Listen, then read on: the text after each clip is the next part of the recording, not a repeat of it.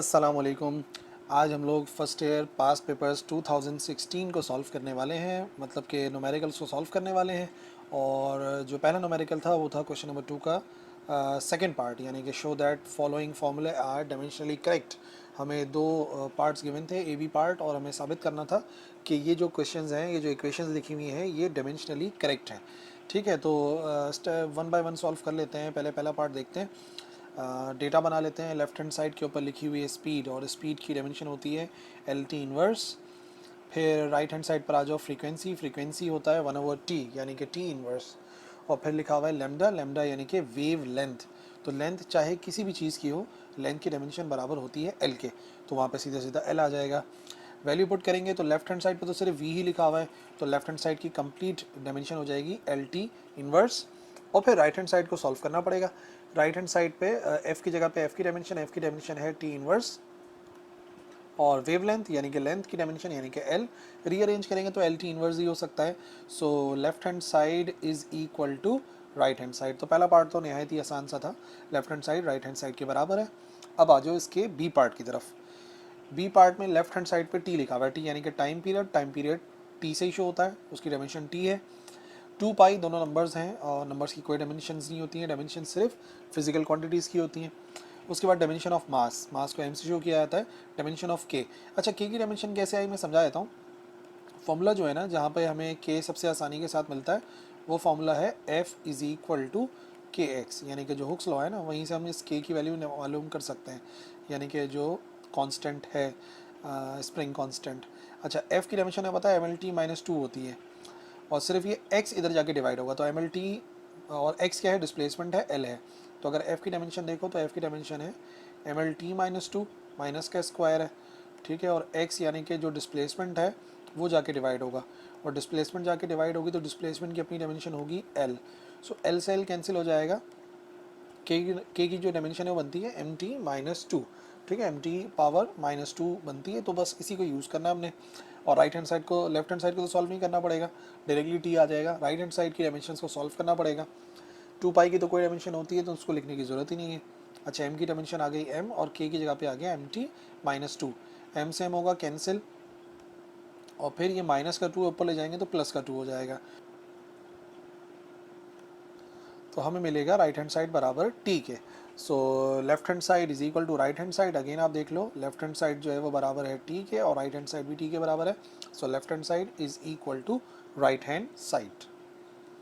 Question number 2 का part 3। Tarzan swings on a wine.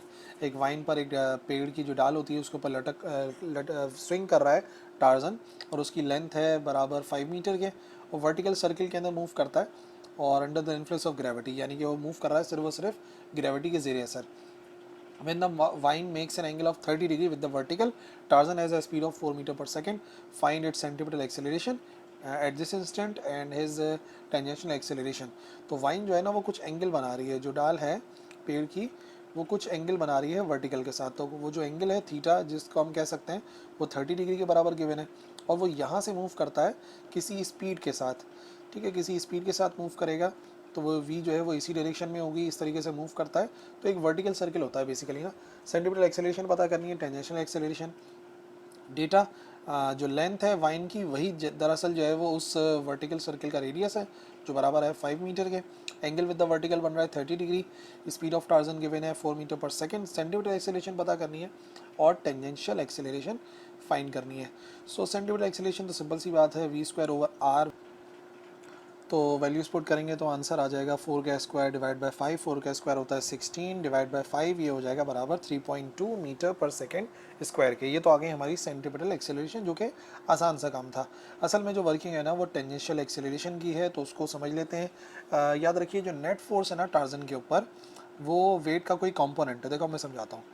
ये आ गया नॉर्मल लाइन, ठीक है, और यहाँ पर कुछ ना कुछ वाइन जो है वो एंगल बना रही है, और टार्जन जो है वो यहाँ पर कहीं पर है, ठीक है। और अगर इधर कहीं पर है तो उसका सारा का सारा जो वेट है, जो वेट की एक्चुअल डायरेक्शन है वो डाउनवर्ड होती है, लेकिन उसका वेट दो पार्ट्स में रिजॉल्व हो जाता है। एक पार्ट जो कि इस वाइन के पैरेलल होता है, और दूसरा डिवाइड हो जाता है उस वाइन के परपेंडिकुलर, यानी कि ये जो नज़र आ रहा है ना, ये है W परपेंडिकुलर, ठीक है। परपेंडिकुलर इस वजह से कह रहा हूँ क्योंकि ये वाइन के साथ परपेंडिकुलर है और थीटा के सामने भी है, और ये वाली जो साइड है ना ये बराबर होगी डब्ल्यू पैरेलल के, और ये जो है ना ये एक्चुअली बराबर है डब्ल्यू के जो मेन है।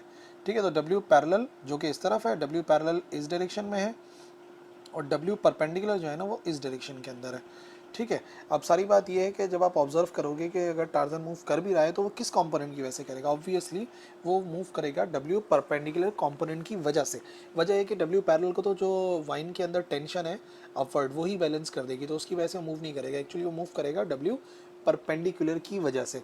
और क्योंकि वो साइड थीटा के सामने आ रही है परपेंडिकुलर, तो अगर मैं टिग्नोमेट्री इस्तेमाल करूंगा तो उसका आंसर आएगा डब्ल्यू साइन थीटा के बराबर। तो ये ट्राइंगल आप लोगों के सामने बना हुआ है, कॉपी एक कभी के अभी कॉपी के ऊपर बनाओ और ज़रा कैलकुलेट करके देखो साइन थीटा से इसकी वैल्यू आ सकती है। तो डब्ल्यू परपेंडिकुलर बराबर आ जाएगा डब्ल्यू साइन थीटा के, तो इसका अंदर F is equal W sine theta.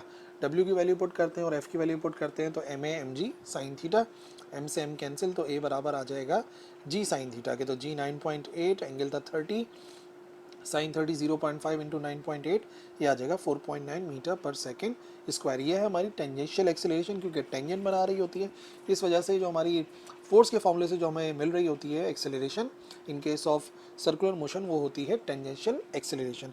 तो दोनों की वैल्यूज आ गई 3.2 मीटर पर सेकेंड स्क्वायर एंड 4.9 मीटर पर सेकेंड स्क्वायर। क्वेश्चन नंबर 2 का पार्ट 9 मुश्किल है, चैप्टर नंबर 5 का लेडर प्रॉब्लम है। ठीक है, लेकिन अगर प्रैक्टिस है तो लेडर प्रॉब्लम सेम ही रिपीट होती है, इतना कोई फ़र्क होता नहीं है। एक यूनिफॉर्म लेडर है जिसकी लेंथ एल गिवन है और उसका वेट है 50 न्यूटन, रेस्ट कर रही है against a smooth vertical wall, एक स्मूथ वर्टिकल वॉल है उसके साथ रेस्ट कर रही है। If the coefficient of friction between ladder and ground वो है 0.4, तो हमें वो एंगल मालूम करना है कि लेडर स्लिप ना हो, यानी कि मिनिमम एंगल पता करना है जिस पर जो लेडर है वो इक्विलिब्रियम में रहे। मेन बात यह है कि वो इक्विलिब्रियम में रहे, तो ये बात हमें समझनी है। अच्छा जी, अब पहले ये डायग्राम बहुत इंपॉर्टेंट है, देख लो कौन कौन सी फोर्सेस एक्ट कर रही हैं। सबसे पहले लेडर का वेट है जो डाउनवर्ड होगा, ये आ गया। ठीक है, फिर जिस दीवार पे रखा है उस दीवार का नॉर्मल रिएक्शन आएगा इस तरफ, अगर ये दीवार है तो दीवार यकीनन उसके ऊपर फोर्स अप्लाई करेगी, ये आ गया नॉर्मल रिएक्शन। ठीक है, फिर फ्रिक्शन जो रोक रही होगी उसको स्लिप होने से, वो ये आ गई। ठीक है, एक्स एक्सिस के अंदर, और इसी तरीके से जो सरफेस है जो कि रिएक्शन कहलाता है, ये आ गई रिएक्शन। ठीक है, तो ये फ्रिक्शन है, ये रिएक्शन है, ये वेट है, और ये एफ एन जो है ना ये नॉर्मल रिएक्शन है वॉल का। जो भी डेटा में देख लो कि लेंथ एल है, वेट 50 न्यूटन है, कोफिशिएंट ऑफ फ्रिक्शन 0.4, और मिनिमम एंगल जो है हमें फाइंड करना है जो कि थीटा के बराबर है। और लिखा हुआ है ना कि लैडर स्लिप ना हो, यानी कि लैडर रहे इक्विलिब्रियम में। मेन बात यह है कि लैडर का इक्विलिब्रियम में रहना ज़रूरी है। तो भाई सबसे पहले लैडर प्रॉब्लम का यही तरीक़ेकार है कि पहले आप लोग इस्तेमाल करें फर्स्ट कंडीशन ऑफ इक्विलिब्रियम, जिसके मुताबिक एक्स एक्सिस में लगने वाली तमाम फोर्सेस का सम ज़ीरो होना चाहिए, वाई एक्सिस में लगने वाली तमाम फोर्सेस का सम ज़ीरो होना चाहिए। तो ठीक है, एक्स एक्सिस में कितनी फोर्सेस हैं, एक है एफ़ और एक है एफ एन। तो यकीनन अगर टोटल फोर्सेस ज़ीरो हैं तो ये दोनों एक दूसरे को बैलेंस कर रही होंगी, यानी कि एफ़ बराबर होगा एफ एन के। Let's say this is our equation number 1। यकीनन जितना फोर्स इस तरफ होगी एक्स एक्सिस में उतनी ही फोर्स इस तरफ होगी, तभी तो लैडर इक्विलिब्रियम में रहेगी। दूसरी बात, अगर वाई एक्सिस में लगने वाली तमाम फोर्सेस सम जीरो होना चाहिए, तो वाई में दो फोर्सेस हैं, एफ आर ऊपर की तरफ लग रही है, वेट नीचे की तरफ, तो ये दोनों भी एक दूसरे को कर रहे होंगे बैलेंस। ये हो गई हमारी इक्वेशन नंबर 2। अब क्या करते हैं, इन दोनों इक्वेशन को डिवाइड कराते हैं, dividing equation number 1 by equation number 2, ताकि एक फार्मूला बने। आइए बताते हैं, एफ ओवर एफ आर आ गया इधर, उधर आ गया एफ एन अपॉन डब्ल्यू, और ये जो लिखा होता है ना limiting friction divide by normal reaction, ये जो है ना लिमिटिंग फ्रिक्शन और जो रिएक्शन होता है दोनों को डिवाइड कराते हैं, तो ये होता है कोफिशिएंट ऑफ फ्रिक्शन। इसी वजह से जहाँ पे लिखा हुआ है एफ अपॉन एफ आर, वहाँ पे हम लिख सकते हैं कोफिशिएंट ऑफ फ्रिक्शन यानी कि म्यू, और F N upon W as it is. अच्छा, म्यू हमें गिवन था 0.4 आ गया, और वेट भी हमें पता है 50 के बराबर है, इधर जाके मल्टीप्लाई होगा, तो एटलीस्ट हमारे पास एफ एन का आंसर आ गया है 20 न्यूटन के बराबर। नाउ आगे बढ़ते हैं, सेकंड कंडीशन ऑफ इक्विलिब्रियम को अप्लाई करना है, जिसके मुताबिक टोटल टॉर्क जो है वो किसी बॉडी के ऊपर लगने वाला ज़ीरो होना चाहिए। यानी कि आप ऐसा समझ लें कि जो क्लॉकवाइज टॉर्क है वो एंटी क्लॉकवाइज टॉर्क के बराबर होना चाहिए। अब चार फोर्सेस हैं तो टॉर्क भी चार ही होने चाहिए, बट अगर यहीं से ही रोटेट हो सकती है ना, यहीं से ही जाहिर सी बात है रोटेट होगी, तो हमें एक्सिस चूज़ करना पड़ता है, तो जो एक्सिस हम चूज़ कर रहे हैं वो यहीं पर ही चूज़ कर रहे हैं। ठीक है, ये हमारा एक्सिस आ गया जिसके अक्रॉस जो है ये रोटेट कर सकता है। तो क्योंकि स्मॉल f और ये एफ आर बिल्कुल एक्सिस पर ही एक्ट कर रही हैं, तो वो फोर्सेस जो एक्सिस पर एक्ट करती हैं वो तो टॉर्क प्रोड्यूस करती ही नहीं है, ठीक है ना। तो इस वजह से इन दोनों को तो हम देखेंगे ही नहीं, इनका टॉर्क हो जाएगा ज़ीरो। इस वक्त हमारे पास ना दो फोर्सेस हैं जो टॉर्क प्रोड्यूस करेंगे। एक एफ एन है जो इस डायरेक्शन के अंदर फोर्स बनाएगी यानी कि एंटी क्लॉकवाइज, और एक है डब्ल्यू जो कि मूव करवाएगी। जो ये जो फोर्स है वो तो यकीनन इसी तरीके से मूव करवा सकती है, और वेट जो है वो उसके अपोजिट डायरेक्शन में ट्रैवल करवा सकता है जो कि होगा क्लॉकवाइज, ठीक है। तो यानी कि जो एफ एन की टॉर्क है और जो डब्ल्यू की टॉर्क है ये बराबर होने चाहिए। अच्छा, तो सबसे पहले अच्छा टॉर्क की डेफिनेशन भी देख आपको पता होगी ना, फोर्स इनटू मोमेंटम, मोमेंटम का मतलब फिक्स्ड पॉइंट यानी कि एक्सिस से फासला। तो भाई अगर देखा जाए कि मोमेंट आर्म कितना है, तो मोमेंट आर्म जो है ना, इसी ये जो पॉइंट है हमारा एक्सिस, इसी का डिस्टेंस देखा जाता है। तो वेट का जो डिस्टेंस है वो यहाँ से लेके यहाँ तक का डिस्टेंस है, ठीक है ना। ये वो डिस्टेंस है जो कि वेट के लिए अप्लाई हो रहा है पूरा का पूरा, मतलब यहाँ से लेके यहाँ तक का डिस्टेंस। और अगर इसी पॉइंट से परपेंडिकुलर डिस्टेंस देखा जाए, क्योंकि टॉर्क की जो डेफिनेशन है उसमें परपेंडिकुलर डिस्टेंस देखा जाता है, तो एफ एन जो है ना वो यहाँ किसी पॉइंट तक अप्लाई हो रही होगी, यानी कि फोर्स जो यहाँ तक लग रही है पूरी, ये डिस्टेंस होगा। मतलब आप समझ लें इस पॉइंट से लेकर इस पॉइंट तक का जो डिस्टेंस है ये मोमेंट आर्म होगा एफ एन के लिए, और इस पॉइंट से लेके इस पॉइंट तक का जो डिस्टेंस है ये होगा वेट के लिए। अच्छा जी, अब मैंने इनकी वैल्यूज़ आपको पहले फाइंड करवा दूँ। याद रखिए ये जो पूरा डिस्टेंस है ना, कंप्लीट जो डिस्टेंस है यहाँ से लेके यहाँ तक का, ये बराबर है एल के, ठीक है। जबकि जो वेट एक्ट कर रहा है, वेट तक का डिस्टेंस तो कंफर्म है ये बराबर है एल के हाफ के, तो इसको हम एल अपॉन टू भी लिख सकते हैं या वन अपॉन टू एल भी लिख सकते हैं। अच्छा, क्योंकि हम ट्रिग्नोमेट्री इस्तेमाल करने वाले हैं इस वजह से मैं चाह रहा हूँ कि आप इसको ज़रा सही तरीके से समझ लीजिए कि भाई एंगल के लिहाज से वैल्यू हम किस तरह से फाइंड करेंगे। हमें चाहिए ये वाला डिस्टेंस ना, क्योंकि यही मूवमेंट आर्म है। अच्छा, ये डिस्टेंस हम कैसे निकाल सकते हैं, ये हाइपोटेन्यूज नहीं है, परपेंडिकुलर नहीं है, ये बेस है। तो ये वाले डिस्टेंस के लिए हमें यकीनन कॉस थीटा को ही इस्तेमाल करना पड़ेगा। तो कॉस थीटा बराबर किसके आएगा, अगर इस वाले ट्राइंगल के अंदर देखें तो हम देखेंगे कॉस थीटा बराबर आएगा बेस अपॉन हाइपोटेन्यूज। बेस है ये जो डिस्टेंस हमें मालूम करना है, समझ लो जो मोमेंट आर्म हमें मालूम करना है ये वो हो गया। मोमेंट आर्म को फॉर एग्जांपल हम डी से शो कर देते हैं इस वाले ट्राइंगल के, ओके। और फिर बेस अपॉन हाइपोटेन्यूज होता है, हाइपोटेन्यूज का मतलब होता है 90 डिग्री के सामने वाली साइड, 90 डिग्री के सामने वाली साइड खुद बराबर है एल अपॉन टू के। तो इसका मतलब इसका जो मोमेंट आर्म निकालना हम चाहते हैं वो किसके बराबर आ सकता है, डी की वैल्यू बराबर आ सकती है अगर ये एल अपॉन टू तो जाके मल्टीप्लाई होगा। तो जो छोटा वाला ट्राइंगल है उसके लिए जो मोमेंट आर्म बनेगा वो बनेगा L over two cos theta के। सिर्फ मोमेंट आर्म बता रहा हूँ, बाकी फोर्स तो आपको पता ही है, वहाँ पे जो फोर्स अप्लाई हो रही है वो फोर्स अप्लाई हो रही है वेट की। अच्छा, उसके बाद इसका जो डिस्टेंस है वो यहाँ से लेके यहाँ तक का डिस्टेंस है, ठीक है ना। ये जो पूरा का पूरा डिस्टेंस नज़र आ रहा है, क्योंकि परपेंडिकुलर डिस्टेंस देखा जाता है हमेशा जो फोर्स के लिए अप्लाई हो रहा हो। तो अब ये देखना है कि एफ एन कितना टॉर्क प्रोड्यूस कराएगा। तो एफ एन के लिए क्या इस्तेमाल करना चाहिए, एफ एन के लिए हमें इस्तेमाल करना चाहिए साइन थीटा, क्योंकि देखो जितना डिस्टेंस यहाँ से लेके यहाँ तक का होगा उतना ही डिस्टेंस यहाँ से लेके यहाँ तक का भी होगा। तो ट्राइंगल तो हमारे सामने है ना, और हमें थीटा के सामने वाली साइड चाहिए। थीटा के सामने वाली साइड के लिए हम इस्तेमाल करते हैं साइन थीटा, ठीक है। तो अभी हम इस्तेमाल करेंगे साइन थीटा को। साइन थीटा होता है परपेंडिकुलर अपॉन हाइपोटेन्यूज, परपेंडिकुलर यानी कि थीटा के सामने वाली साइड, ये वाली साइड ना मतलब, लेकिन यही वाली साइड बराबर किसके है, इस वाली साइड के। इस वजह से हम क्या करेंगे, इसकी जगह पे मैं इसका मोमेंट आर्म लिख देता हूँ यानी कि D over perpendicular upon hypotenuse 90 degree के सामने वाली साइड, ठीक है। 90 डिग्री के सामने वाली साइड कौन सी है, ये वाली साइड जो हम ट्राइंगल देख रहे हैं पूरी कंप्लीट, जिसकी लेंथ कितनी है, जिसकी लेंथ बराबर है एल के। तो अगर मैं डी की वैल्यू निकालूंगा तो ये किसके बराबर आ जाएगा, एल साइन थीटा के।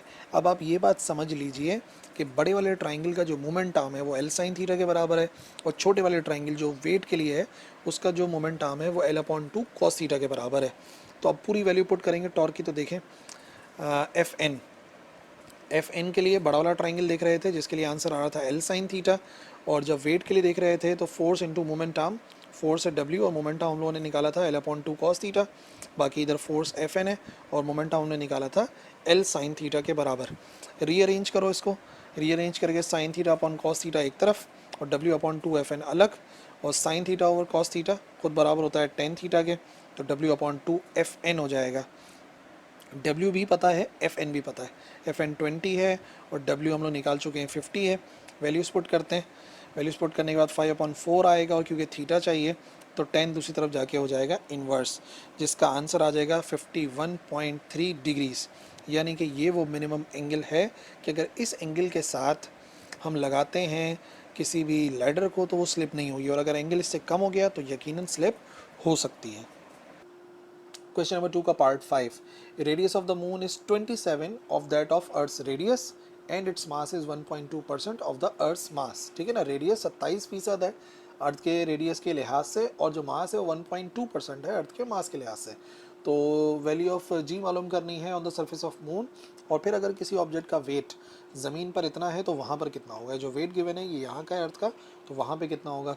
अच्छा जी, 27% ऑफ आर ई यानी कि रेडियस ऑफ अर्थ का 27% है, तो 27% का मतलब 27/100, सेंट कहते हैं 100 को। सो 27/100, 27/100 0.27 आर ई के बराबर होता है। ये हमारे पास आ गया रेडियस ऑफ मून। फिर मास ऑफ मून निकाल लेते हैं तो 1.2% of M E, 1.2% of M E यानी कि वही 1.2 डिवाइड बाय 100, तो वो हो जाएगा 0.012 एम ई। ये आ गए हमारे पास एम एम की वैल्यू, ये आ गए हमारे पास आर एम की वैल्यू। अच्छा, value of G on the surface of moon मालूम करनी है, और एक बॉडी का वेट यहाँ पर 424 न्यूटन था तो वहाँ पे कितना होगा, जिसको हमने नाम दे दिया डब्ल्यू एम का। ओके, तो हमें पता है फॉर्मूला जी बराबर होता है capital G M E upon R E का स्क्वायर, और इसी को फॉर्मूले को अगर लिखेंगे फॉर मून तो मून के लिए बनेगा G M is equal to capital G M M R M का स्क्वायर। जो वैल्यूज़ हम लोगों ने निकाली हैं डेटा के अंदर उनको पुट करते हैं, एम एम की जगह पर आएगा 0.012 एम ई, पूरी वैल्यू है ना 0.012 एम ई के बराबर है टाइम्स एम ई, और इसी तरीके से आर एम की जगह पे आ जाएगा 0.27 आर ई का स्क्वायर। नंबर्स अलग, वेरिएबल्स अलग, सो 0.012 डिवाइड बाय 0.27 का स्क्वायर, और यहाँ पर सारे कॉन्स्टेंट्स आ गए जी एम ई आर ई का स्क्वायर। और से देखो तो ये पूरी वैल्यू किसके बराबर है, G M E over R E square, ये बराबर होती है इस इक्वेशन के मुताबिक स्मॉल जी के, तो इसकी जगह पे स्मॉल जी पुट कर सकते हैं जो कि अर्थ की वैल्यू ऑफ जी देता है। और ये जो सारे कॉन्स्टेंट्स हैं कैलकुलेटर में रख के पुट करो, देखो क्या आंसर आ रहा है, ये आ जाएगा 0.165, और जो मैंने बताया ब्रैकेट में लिखा हुआ है वो बराबर है जी के। सो जी 9.8 इंटू दिस वैल्यू, ये आ जाएगा 1.62 मीटर पर सेकेंड स्क्वायर। ये है value of G on the surface of moon. अब एक और बात ये थी कि एक ऑब्जेक्ट का वेट यहाँ पर 424 है तो वहाँ पे कितना होगा। तो देखो वेट ऑफ द बॉडी का जो फॉर्मूला है W is equal to M G होता है, let's say this is our equation number 1, और अगर उसका वेट मालूम करेंगे on the surface of moon तो क्या बनेगा, वो बनेगा W M is equal to M G M. ये हो गई इक्वेशन नंबर 2। जाहिर सी बात है मास तो कांस्टेंट रहता है तो एम सेम ही रहेगा, सिर्फ वेट और जी चेंज होगा। इक्वेशन नंबर 2 को 1 से डिवाइड कराओ तो डब्ल्यू एम अपॉन डब्ल्यू, और ये आ जाएगा जी एम डिवाइड बाई जी, और एम से एम हो जाएगा कैंसिल। सारी वैल्यूज़ पता है हमें, रीअरेंज कर लो ताकि डब्ल्यू एम आ जाए। सो ये डब्ल्यू उधर जाके मल्टीप्लाई हो जाएगा, तो W into G M upon G के बराबर आएगा। यहाँ पर वेट 424 था, 1.62 जी एम वैल्यू है, और एक्चुअल वैल्यू जी 9.8 होती है। सॉल्व करने के बाद वेट बन जाएगा 70 न्यूटन के बराबर। सो दोनों वैल्यूज़ आ गए हमारे पास। Value of G on the surface of moon 1.62 metre पर सेकेंड स्क्वायर है, और वहाँ पर जो वेट है वो होगा 70 न्यूटन। क्वेश्चन नंबर 2 का part 4, water pump is needed to lift water through a height of 2.5 metre. Book वाला न्यूमेरिकल है ये, at a rate of 500 gram per minute, what will be the minimum horse power of the pump. Minimum horse power पता करनी है। एक water pump है और उससे हम वाटर को लिफ्ट करना चाह रहे हैं हाइट तक 2.5 मीटर, और जो रेट रिक्वायर्ड है हमें 500 ग्राम पानी चाहिए हर मिनट में।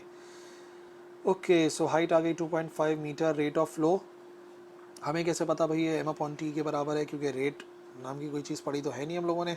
तो याद रखें यहाँ पे लिखा हुआ है ग्राम पर मिनट, यानी कि ऊपर आ रहा है मास डिवाइड बाय मिनट आ रहा है, यानी कि टाइम आ रहा है। इस वजह से मैंने इसको सिंबल दे दिया एम ओवर टी के। और अगर कभी आप किसी और न्यूमेरिकल में भूल भी जाओ कि पता नहीं क्या सिंबल है, तो इस तरीके से यूनिट्स को देख के सिंबल बनाया जा सकता है। सो ये ग्राम पर मिनट का मतलब मास पर यूनिट टाइम है, और क्या है 500 ग्राम पर मिनट। ग्राम से किलोग्राम में जाने के लिए डिवाइड बाय 1000 कराएंगे, और मिनट से सेकंड में जाने के लिए डिवाइड बाय 60 कराएंगे। सो 500 डिवाइड बाय 60,000 0.0083 किलोग्राम पर सेकंड, जो एस आई यूनिट है। और पावर ऑफ पंप पता करनी है, और वो भी हॉर्स पावर में, तो एचपी में कन्वर्ट करना ज़रूरी है। फॉर्मूला में पता है definition of power W over T, work done per unit time. Work done कितना कर रहे हैं, वर्क डन ये कर रहे हैं कि हम उस पानी में लेकर आ रहे हैं पोटेंशियल एनर्जी। सो वही जो वर्क डन है वो बराबर होगा पोटेंशियल एनर्जी के, यानी कि mgh के, mgh over T as it is A T. Okay, तो थोड़ा सा रीअरेंज करेंगे तो देखो आप यहाँ पर ये जो m है और t है इसको हम अलग लिख सकते हैं ना। तो m ओवर t को अलग लिखा, g को अलग लिखा, h को अलग लिखा। तो m ओवर t एक्चुअली हमें गिवन था 0.0083, g 9.8, h 2.5। आंसर आ जाएगा 0.204 वॉट। अगर रिक्वायर्ड नहीं होता एच में तो चलता, बट ये कि क्योंकि रिक्वायर्ड है तो एक एच बराबर होता है 746 के, सॉरी मिसप्रिंट हो गया, 1 एच बराबर है 746 वॉट के। तो हम क्या करेंगे, हम इसको डिवाइड करा देंगे 746 से, तो हमारे पास आंसर आ जाएगा 2.7 एक्सपोनेंट -4 HP। ये है पावर ऑफ पंप, जिससे हम वाटर को लिफ्ट कर सकते हैं 2.5 मीटर हाइट तक और 500 ग्राम पर मिनट के रेट पर। क्वेश्चन नंबर 2 का पार्ट 7, एक कार है, उसका सायरन साउंड कर रहा है 2 किलो हर्ट्ज़ की टून, 2000 हर्ट्ज़ की टून। तो what frequency will be detected by stationary observer. Stationary observer क्या फ्रीक्वेंसी डिटेक्ट करेगा वो हमें मालूम करनी है। The car approaches him, car approach कर रही है, उसके करीब जा रही है एट 80 किलोमीटर पर आवर। कार जिससे आवाज़ पैदा हो रही है वही मूव कर रही है, यानी कि सोर्स मूव कर रही है और ऑब्जर्वर स्टेशनरी है। स्पीड ऑफ साउंड 12 किलोमीटर पर आवर गिवन है। So frequency of sound 2 kilo hertz या 2000 hertz. Apparent frequency F dash मालूम करना है। Speed of source V S हमें गिवन है 80 किलोमीटर पर आवर और स्पीड ऑफ साउंड भी गिवन है 1200 किलोमीटर पर आवर। अब याद रखो जब सोर्स मूव करती है ना टूवर्ड्स स्टेशनरी लिसनर, जो कि मैंने आपको समझाया सवाल में क्लियरली मेंशन है, तो हम केस इस्तेमाल करते हैं ये वाला कि एफ डैश बराबर होता है V divide by V minus V S into F. सारी वैल्यूज़ हमें गिवन है, सिर्फ पुट करना है। 1200 divide by 1200 minus 80 into 2000 divide करा के 1.07 आएगा इंटू 2000, 2143 हर्ट्स। तो मेन बात ये है कि बस केस पहचान जाओ, बाकी फॉर्मूला तो बहुत ही आसान सा है, वैल्यूज पुट करनी है और आंसर पता लग जाएगा कि अपेरेंट फ्रीक्वेंसी कितनी होगी। And in this case 2143 hertz. Question number 2 का पार्ट 10, इससे आसान न्यूमेरिकल नहीं मिलेगा भाई। क्वेश्चन नंबर 10 का न्यूमेरिकल है और नहायत ही आसान। कन्वर्जिंग लेंस है 4 डाईऑप्टर्स का, उसको कांटेक्ट में रखा गया है डाइवर्जिंग लेंस के साथ जिसकी पावर है -2 डाईऑप्टर्स। हमें इस कॉम्बिनेशन की पावर और फोकल लेंथ पता करनी है। दोनों की पावर आ गई 4 dioptre -2 dioptre, power of combination, focal length of combination. Total power का फार्मूला P1 + P2 होता है। सो 4 - 2 बराबर होता है 2 डाईऑप्टर्स के, ठीक है ना। मतलब कि 1-2 क्लास के बाद नहायत ही पहली मरतबा ऐसा हुआ आप लोगों ने इतना आसान न्यूमेरिकल सॉल्व करा है। बहरहाल पावर आ गई 2 डायोप्टर्स। अब फॉर्मूला पता है हमें, पावर होती है 1/f के बराबर। सो f को अलग करेंगे तो ये हो जाएगा 1/p और 1/2 जो कि होगा 0.5 मीटर्स के। तो वैसे तो मीटर में आंसर दिया जा सकता है, बट एक्चुअली क्योंकि बुक में भी कन्वर्ट किया हुआ था तो कन्वर्ट कर लेते हैं। 0.5 को मीटर्स में ले जाने के लिए मल्टीप्लाई बाय 100 कराएंगे तो आंसर आ जाएगा 50 centimetre. So the focal length 50 centimetre होगी और जो पावर ऑफ कॉम्बिनेशन है वो होगी 2 डायोप्टर्स। क्वेश्चन नंबर 2 का part 11, determine the unit vector perpendicular to the plane. दो वेक्टर्स गिवन होते हैं और यूनिट वेक्टर परपेंडिकुलर पता करना होता है। डेटा में दोनों वेक्टर्स आ गए और यूनिट वेक्टर क्योंकि परपेंडिकुलर है, यूनिट वेक्टर स्मॉल अल्फ़ाबेट से शो होता है और क्योंकि परपेंडिकुलर है तो एन से ही शो कर दिया हमने, क्योंकि परपेंडिकुलर यानी कि नॉर्मल और बाकी कैप आ रहा है तो ये तो खुद जाहिर कर रहा है कि यहाँ पर बात हो रही है एक यूनिट वेक्टर की। यूनिट वेक्टर की डेफिनेशन के मुताबिक a cross b divide by a cross b का मैग्नीट्यूड। वैसे तो यूनिट वेक्टर का मतलब होता है किसी भी वेक्टर को डिवाइड करा दो उसके मैग्नीट्यूड से तो यूनिट वेक्टर आता है, बट क्योंकि क्वेश्चन के अंदर नॉर्मल चाहिए, परपेंडिकुलर चाहिए, तो परपेंडिकुलर डायरेक्शन हमें मिलती है with the help of cross product. So a cross b करेंगे, a क्रॉस b का मैग्नीट्यूड निकालेंगे, दोनों को डिवाइड कराएंगे, आंसर आ जाएगा। सबसे पहले a क्रॉस b का आसान से तरीके का डिटर्मिनेंट फॉर्म में पहले वाले कॉलम के अंदर i j k आ गया। सेकंड जो वेक्टर पहले लिखा होता है उसके कोऑर्डिनेट्स लिखे जाते हैं, i के साथ 3, j के साथ 4 और k के साथ -1। दूसरा वेक्टर लिखा हुआ है b के कोऑर्डिनेट्स 4 आ गया, फिर 3 आ गया, फिर -2 आ गया, ठीक है ना। ये याद रखना है, जो पहले लिखा होगा उसको पहले लिखा जाएगा। अब तरीक़ेकार क्या होता है, तरीक़ेकार ये होता है कि हम पहले i को सेलेक्ट करते हैं और i का रॉ और i का कॉलम छोड़ देते हैं, जो बाकी बचता है उसे लिख लेते हैं। i को सेलेक्ट करेंगे तो i का रॉ और i का कॉलम छोड़ देंगे तो क्या बचेगा 4 - 1 3 - 2, 4 - 1 3 - 2। फिर ऑल्टरनेट साइन के साथ जे को सेलेक्ट करते हैं, प्लस का आई था, माइनस का हो गया जे, जे को सेलेक्ट करेंगे तो जे की रॉ और जे का कॉलम छोड़ देंगे तो बचेगा 3 -1 4 -2। इसी तरीके से के को सेलेक्ट करेंगे, के की रॉ और के का कॉलम छोड़ देंगे तो बचेगा 3 4 4 3, और यहाँ पे वही आ गया 3 4 4 3। और ऑल्टरनेट साइन होता है प्लस माइनस प्लस। अब तो बाकी सिंपल सी बात है, ए को डी से मल्टीप्लाई कराते हैं, बीच में माइनस का साइन आता है, और फिर बी को सी से मल्टीप्लाई कराते हैं। तो सबसे पहले 4 इंटू 2, 4 2 ज़ार 8, प्लस माइनस माइनस का 8, फिर बीच में माइनस का साइन आएगा लाजमी, 3 1 ज़ार 3, माइनस माइनस प्लस का 3 हो जाएगा ये। इसी तरीके से माइनस का जे आ गया बाहर, 3 2 ज़ार 6, प्लस माइनस माइनस, और फिर माइनस फॉर्मूले का एक आ गया होगा, और 4 1 ज़ार 4, माइनस का 4 तो माइनस माइनस प्लस का 4 हो गया, फिर 3 3 ज़ार 9 और 4 4 ज़ार 16, और बीच में माइनस का साइन आता है। सो -8 + 3 माइनस का 5, -6 + 4 -2 होता है, लेकिन बाहर वाले माइनस की वजह से प्लस का 2, और 9 - 16 ये हो जाएगा 7K। ये आंसर आ गया ए क्रॉस बी का। नाउ इसका मैग्नीट्यूड चाहिए हमें। So magnitude x² + y² + z² -5 का स्क्वायर प्लस के 2 का स्क्वायर माइनस के 7 का स्क्वायर, और स्क्वायर करके ऐड करके रूट लेंगे।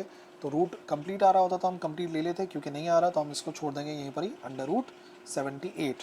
अब जो इक्वेशन नंबर 1 थी उसके अंदर वैल्यू पुट करेंगे, तो A cross B divide by A cross B का मैग्नीट्यूड, तो ये आ गया था ए क्रॉस बी, ये आ गया उसका मैग्नीट्यूड। क्योंकि कैंसिलेबल नहीं है तो सिर्फ एलसीएम ब्रेक कर देंगे, और ये बारी बारी 5 2 और 7 के नीचे आ जाएगा, √78। सो यही है वो यूनिट वेक्टर परपेंडिकुलर जो कि है plane of A and B के। क्वेश्चन नंबर 2 का पार्ट 12 बुक की एग्जाम्पल है। एक कार स्टार्ट हो रही है रेस्ट से और मूव कर रही है with constant acceleration during the 5th second of its motion. 5वें सेकेंड के अंदर वो कवर करती है distance of 36 metres. Calculate acceleration of the car and distance covered by the car during this time. Initial velocity 0 है, acceleration पता करनी है, और डिस्टेंस है s5 - s4 36, और टोटल डिस्टेंस इन 5 सेकेंड पता करना है, यानी कि s5। अब मेरी बात सुनो, एक कार यहाँ से स्टार्ट होती है, फॉर एग्जांपल अभी कोई टाइम नहीं गुजरा, 0 हो रहा है, 1 सेकेंड गुजरता है तो कार यहाँ तक पहुँचती है, 2 सेकेंड गुजरता है कार यहाँ तक पहुँचती है, 3 सेकेंड गुजरते हैं यहाँ तक पहुँचती है, 4 सेकेंड में यहाँ तक, 5 सेकेंड में यहाँ तक पहुँचती है। ऐसे एक कंडीशन है, ठीक है ना। एक कार जो ट्रैवल कर रही है तो पहले सेकेंड का मतलब होता है 0 से 1, दूसरे सेकेंड का मतलब होता है 1 से 2। अब ये कह रहे हैं जो 36 मीटर का फासला तय हुआ है ना, वो 5th सेकेंड में हुआ है, पाँचवा सेकेंड कब आएगा? ये देखो, 0 से 1 पहला सेकेंड, 1 से 2 दूसरा सेकेंड, 2 से 3 तीसरा, 3 से 4 चौथा, और 4 से 5। यहाँ से यहाँ बात याद रखिए, ये है आपका 5वां सेकेंड, 5th, ठीक है। 5 सेकेंड नहीं कह रहे हैं, 5वां सेकेंड कह रहे हैं, तो ये हो जाएगा हमारे पास 5th सेकेंड। तो एक्चुअली हम क्या कह सकते हैं, हम इसको लिख सकते हैं s5 - s4। s5 का मतलब हो गया कि टोटल 5 सेकेंड में कितना फासला तय हुआ, यानी कि यहाँ से लेके यहाँ तक का जो टोटल फासला है वो बराबर है किसके, वो बराबर है s5 के, डिस्टेंस इन 5 सेकेंड्स। और s4 है जो 4 सेकेंड में फासला तय हुआ, यानी कि यहाँ से अगर हम स्टार्ट करें तो बॉडी ने 4 सेकेंड तक कितना फासला तय किया, तो ये फासला हो जाएगा s4 के बराबर। तो आप गौर से देखिए, s5 में से अगर s4 को माइनस कराएंगे तो यही बचेगा, 4 से लेके 5 तक के दरमियान का, जो कि कौन सा सेकंड होता है, 5th सेकंड। 4 सेकंड के बाद 5 सेकंड से पहले पहले 5वां सेकंड चल रहा होता है। तो इसी वजह से यहाँ पे मैंने लिखा है s5 - s4 = 36 मीटर। और फिर टोटल डिस्टेंस भी क्वेश्चन के अंदर गिवन था, तो s5 भी पता करना है कि टोटल डिस्टेंस कवर हुआ कितना है। ठीक है भाई, समझ गया। अब आ जाओ सोल्यूशन की तरफ। जब टाइम 4 सेकेंड था तो डेटा बता रहा है कि भाई सेकेंड इक्वेशन आसान है, s = VIT + ½ AT²। 4 सेकेंड है तो s4 लिखेंगे यहाँ पर, vi तो 0 ही है तो t से मल्टीप्लाई होकर 0 ही आ जाएगा। a नहीं मालूम, t हो गया 4, क्योंकि 4 सेकेंड है, 4 का स्क्वायर होता है 16 / 2, ये हो जाएगा 8a। s4 आ गया, let's say this is our equation number 1। इसी तरीके से 5 सेकेंड के लिए सॉल्व करेंगे। सो s5 आएगा इधर, और बाकी इधर 5 का स्क्वायर 25 / 2, 12.5a। इक्वेशन नंबर 2 आ गई। और हमें गिवन क्या है, s5 - s4। तो इक्वेशन नंबर 2 में से 1 को माइनस करा देते हैं, S5 माइनस S4 यानी कि 12.5a माइनस 8a। इधर तो S5 माइनस S4 की जगह पे आ जाएगा 36, 12.5 माइनस 8 4.5a आ जाएगा, और क्योंकि a की वैल्यू चाहिए तो 4.5 36 के साथ डिवाइड हो जाएगा, आंसर आएगा 8 मीटर पर सेकेंड स्क्वायर। ये आ गई हमारी एक्सेलरेशन। जैसे एक्सेलरेशन पता लग गई, अब एक्चुअली हमें S5 भी मालूम करना था, तो इसी एक्सेलरेशन की वैल्यू को इक्वेशन नंबर 2 में एक्सेलरेशन की जगह पे पुट कर देते हैं। So putting in equation number 2, 12.5 into 8 ये बराबर हो जाएगा 112.5 मीटर्स। तो दोनों चीज़ें आ गई हमारे पास, एक्सेलरेशन भी आ गई 8 मीटर पर सेकेंड स्क्वायर, और डिस्टेंस भी आ गया जो 5 सेकेंड में कवर होगा, इक्वल टू 100 मीटर्स। ठीक है, ये यहाँ पर 100 आएगा। ठीक है ना, 100 मीटर्स का डिस्टेंस कवर होगा, 12.5 को मल्टीप्लाई कराएंगे 8 से तो आंसर आएगा 100। क्वेश्चन नंबर 2 का पार्ट 13, एक स्ट्रिंग है जिसकी लंबाई 2 मीटर है और मास है उस स्ट्रिंग का 0.004 kg। उसको स्ट्रेच किया गया है हॉरिजॉन्टली, जो कि एक पुली पर से पास होती हुई जा रही है, और मास उस पर लटका हुआ है 1 किलोग्राम का, यानी कि सोनोमीटर से रिलेटेड ये न्यूमेरिकल है। Find the speed of transverse wave on the string. Length of string को एल से शो करते हैं, mass of string small M होता है 0.004 in case of sonometer, and mass attach to the string capital M होता है 1 kg, और फिर वेलोसिटी मालूम करनी है ऑफ ट्रांसवर्स वेव। फॉर्मूला में पता है M G divide by mu होता है, या म्यू को हम लिखते हैं मास पर यूनिट लेंथ, एक ही बात है। तो इसी वजह से मैं भी जब डेरिवेशन करवाता हूँ सोनोमीटर की तो बताता हूँ कि एक्चुअली म्यू बराबर होता है एम ओवर एल के। सो सारी वैल्यूज़ तो हमें पता ही है। 1 इंटू 9.8, एम है 0.004 डिवाइड बाई लेंथ है 2, आंसर आएगा इसका 70 मीटर पर सेकेंड। तो बस यही मालूम करना था, वेलोसिटी ऑफ ट्रांसवर्स वेव होगी 70 मीटर पर सेकेंड। क्वेश्चन नंबर 2 का पार्ट 15 चैप्टर नंबर 9 से रिलेटेड है, एक डबल स्लिट एक्सपेरिमेंट है। Separation of the slits 1.9 millimetre है, फ्रिंज स्पेसिंग 0.31 मिलीमीटर है, at a distance of 1 metre from the slits. Find the wavelength of light, हमें light की wavelength पता करनी है। सो जैसे ही आपने क्वेश्चन पढ़ा आपको पता लग गया कि अच्छा भाई डबल स्लिट एक्सपेरिमेंट का है न्यूमेरिकल। स्लिट सेपरेशन को डी से शो करते हैं, मिलीमीटर्स को मीटर्स में कन्वर्ट करने के लिए एक्सपेंड -3। फ्रिंज स्पेसिंग 0.311 मिलीमीटर है, मिली का मतलब 10⁻⁻3, और distance of screen from slit तो पता ही है हमें 1 मीटर है। Wavelength of light lambda find करनी है। यंग्स डबल स्लिट एक्सपेरिमेंट में फ्रिंज स्पेसिंग का एक ही फॉर्मूला है, delta X is equal to lambda L over D.